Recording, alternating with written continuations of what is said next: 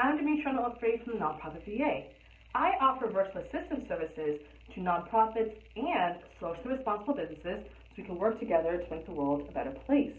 And so this month I'll be continuing my video series, What to Do Before Starting Grant Research. And for some of you that already know, last month I talked about the purpose of my series and the importance of developing a needs statement and how to go about developing a needs statement. So if any of you want to catch up with those videos, you could go to my Instagram, Facebook, or my website, thenonprofitva.com, to choose whichever platform you're most comfortable viewing videos in order to catch up. And so this month I'll be shifting gears a little bit and talking about program evaluation. What it is, the types of program evaluation, why you got to do this before doing grant research, all those things. And I'm very excited to share this information with you this month. So today, for today's video, I'll just be talking about what program evaluation is and why it's important to do it before doing grant research. So, when I say program evaluation, program could mean anything. So it could mean, a workshop you do once a month with parents. It could be this year-long, program, year-long courses that you do, about, with like teacher training or something like that. Or it could be, a one-time walkathon. It can mean anything. So, program evaluation could apply to anything that your organization is doing to solve a problem in your community. And so some of you may know what program evaluation is, but some of you may not. And so a way for me to explain it is to talk about something you all may be familiar with already, which is performance evaluation at your job. And so, that's where you come in with your manager and your supervisor, and you talk about, how you're doing with meeting your goals, how you are contributing to the work environment in your office, how well you're working with the team, and how well you're meeting the deadlines for your organization. It can mean a lot of different things.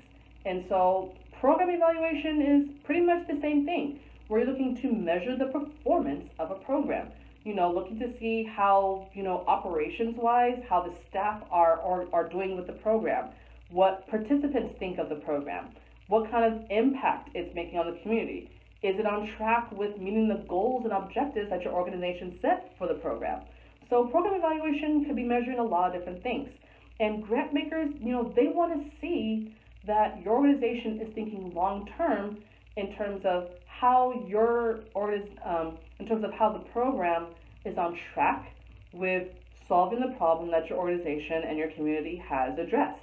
And so, like I mentioned last month, grant makers, they don't just give out money like crazy. They're not like, oh, this is a neat recycling program, here's $10,000. No, they're, looking to see that you are, have this great program, and you want to make sure that the program is still effective, that it's running well, that your community is, responding well to it. Because grant makers, they care about your community just like you, and they want to invest in your community and partner with you to see how you can make this community better. So, they want to see that you're tracking the progress and the effectiveness of your program. So now the next question is, okay, we get that program evaluation is important, but why do we have to, put together our objectives and do all the things before researching grants? Well, there's one big reason. So one reason you need to do this is because when you're researching grants, you'll find that a lot of grant makers, especially those from the government or different agencies, they have specific goals, objectives, and results that they're looking for with programs that they invest in to solve a problem that they're interested in. So it's important that when you have your goals and objectives lined up, that they match with the goals and objectives and the impact of the grant maker, because it can't be similar enough. It's important that you follow the directions and that you follow what the grant maker, says that they want to do with the problem that they're looking to address. And so let me provide an example to kind of illustrate this. So let's say that your organization wants to solve the problem of recidivism. And recidivism is, in a nutshell, is basically where there's a convicted felon that's, released from prison, and let's say that they commit a crime again and they go back to jail. Basically, let's say as an organization you want to, break that cycle and reduce recidivism. Reduce the amount of convicted felons going back to jail when they commit another crime. So let's say that the solution that your organization has identified is to, help convicted felons get jobs. Increase convicted felons getting jobs in your community. And then let's say that, what you want to do is, increase the office administration skills within convicted felons in your community. Because let's say that there are a lot of businesses and organizations that need more administrative assistance.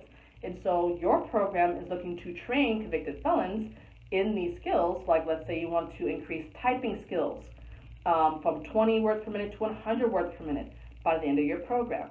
Or you want to increase convicted felons' confidence, or the program participants' confidence in, sending emails, in organizing files, in, talking on the phone, all the things that may go with being an administrative assistant.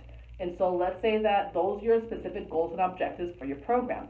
And so let's say that you then go and start researching grants, and you're like, oh, this organization, this grant maker, they want to solve the problem of recidivism as well. Cool.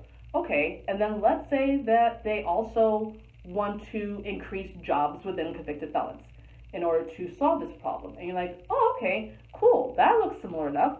But then you read on further and you see that they don't want to build job skills. What they want to do is assist convicted felons with being confident in the job search process. They want to increase confidence with building a resume, with writing cover letters, with searching for jobs online, with sending out emails, to people, interested in, getting a job, like all those things. So your organization wants to deal with job skills. They want to deal with the job search. So there isn't a match. So you want to move and pass on that grant application because you see it doesn't really match. Now, of course, that's just one factor with seeing if the grant maker is a match for you, but that's one important factor. So you move on. Then let's say you find another grant. They have a similar problem, similar solution. Oh, they want to increase job skills as well, but they want to increase job skills in construction. And so again, it's similar enough, but it wouldn't be a good match for you. So because you had your goals and objectives lined up ahead of time, you know that you need to move on to another grant. And then let's say you find another one. And let's say that they want to reduce recidivism by, increasing jobs amongst convicted felons, by, increasing job skills in a bunch of industries. So it's wide and open. So you're like, okay, well, it appears that this grant, this RFP, matches with what our organization wants to do in terms of our goals and objectives for our program. So you check that off your list, like, okay, well, that's one reason that this grant might be good. And so that's why my point in saying all this is that it is important for you to have these lined up because you need to know if this grant will be a match for you in the details, because they may be solving a similar problem, they may have a similar solution, but their goals and objectives might be different. And you don't want to apply for a grant that isn't, that you don't match up with, because that's a waste of your time that you could have been using to apply for a grant that matches best with you. So, because there are a lot of nonprofits that apply for grants that don't apply to them, and because they don't read the details or they think that they're similar enough, so they move forward. But you can't do that. So that's why it's important to do this work before you start doing grant research. All right, well, that concludes today's video. Thank you all so much for watching. So if I would really appreciate, any kind of feedback that you have about this video or any of the other videos I've done. Evaluate me on my performance, provide constructive criticism, any positive feedback, any of that helps. So you can email me at thenonprofitva@gmail.com. Or if you want to learn more about the virtual assistant services that I offer, you can go to my website, thenonprofitva.com, to learn more. Well, thank you all again so much for watching. I hope you found this helpful, and I look forward to talking to you all again next week. Have a blessed week. Thank you so much. Bye.